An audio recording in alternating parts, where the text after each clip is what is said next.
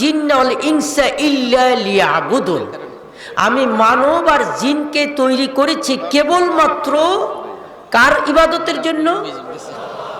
আর একটু জুড়ে বলি, কার ইবাদত? আল্লাহর ইবাদতের জন্য যদি তৈরি করে থাকেন, আল্লাহর ইবাদতটা কতক্ষণ করব? শুধু কি নামাজ রোজা এটার মধ্যে ইবাদত? আল্লাহ বলেন না, উবুদ রব্বাকা হাত্তা ইয়াতিকাল ইয়াকিন, তুমি ইবাদত করো তোমার প্রভুর জন্ম থেকে মৃত্যু পর্যন্ত। সুবহানাল্লাহ বলেন। এখন প্রশ্ন হলো যে আমাদের কি কোনো চাকরি বাকরি, খাওয়া দাওয়া, ওযু গোসল, তারপরে বিয়ে শাদী, কত বাজার ঘাট, এইগুলো নাই? খালে কি সারাক্ষণ ইবাদত করব? এটা কি সম্ভব? তে মনে রাখবেন, থিওরি মনে রাখবেন, আমি এখানে অনেকবার এসেছি, যেই কাজটি আল্লাহর হুকুম অনুযায়ী হবে, বলেন কার হুকুম? এবং রাসূলুল্লাহ সাল্লাল্লাহু আলাইহি ওয়াসাল্লামের তরিকা অনুযায়ী হবে, সেই কাজটি ইবাদত হবে। জোরে জোরে কোন সুবহানাল্লাহ।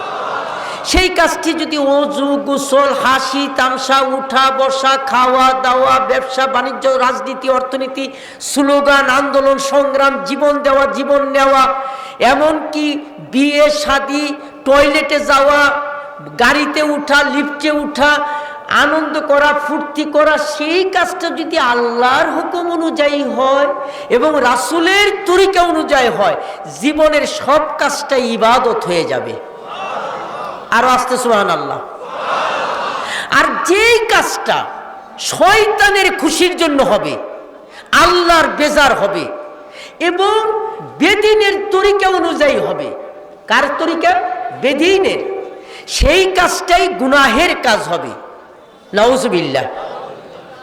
যেমন অন্তরে বিশ্বাস, এটাও ইবাদত হতে পারে। যদি আমি এক আল্লাহতে এইরকম দৃঢ় ঈমান রাখি, মনে মনে অন্তরের ভিতরে আল্লাহ ছাড়া কোনো প্রভু, আল্লাহ নবী বলেন, মান ক্বালা লা ইলাহা ইল্লাল্লাহ মুখলিসান ফাদাখালাল জান্নাহ, যেই ব্যক্তি অন্তরের ভিতরে এইরকম পরিশুদ্ধ ঈমান নিয়ে ঘোষণা দিল লা ইলাহা ইল্লাল্লাহ, এই ব্যক্তি জান্নাতে চলে যাবে। আরো জোরে সুবহানাল্লাহ। তাহলে অন্তরের বিশ্বাসটাও কি ইবাদত? বলেন, অন্তরের বিশ্বাসটাও কি?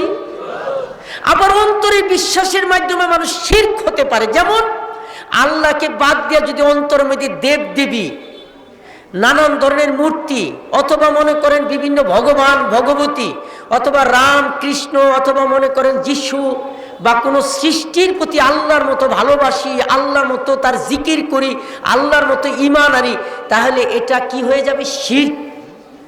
এটা কি হবে? শিরক। তাহলে একই অন্তরে বিশ্বাস, এটা ইবাদত হতে পারে, আবার অন্তরে বিশ্বাস জাহান্নামের কারণ হতে পারে। নিয়ত, এটাও ঈমান, এটাও ইবাদত হতে পারে। যেমন কেউ যদি এইরকম নিয়ত করলো যে আজকের এই ওয়াজ মাহফিলে আসছি, সামনে মাহে রমজান মাস, দাড়িটা রাখবো, মাথায় টুপি দিব, 5 ওয়াক্ত নামাজ জামাতে পড়বো, আর কোনোদিন বিড়ি সিগারেট খাবো না, মদ গাঁজা খাবো না, হারাম খাবো না, এই লোকটা এরকম নিয়ত করে আজকে বাসায়, এই মাহফিল থেকে বাসায় চলে গেছে, যাওয়ার আগে অথবা যাওয়ার পথেই মারা গেছেন। নবীর হাদিস বলে এই লোকটা দাড়ি না রাখলেও, নামাজ এখনো শুরু করে নাই, কিন্তু নামাজের, দাড়ি, টুপির, ইমানদারির পুরো সওয়াব আল্লাহ তাআলা কিয়ামত পর্যন্ত দিতেই থাকবেন।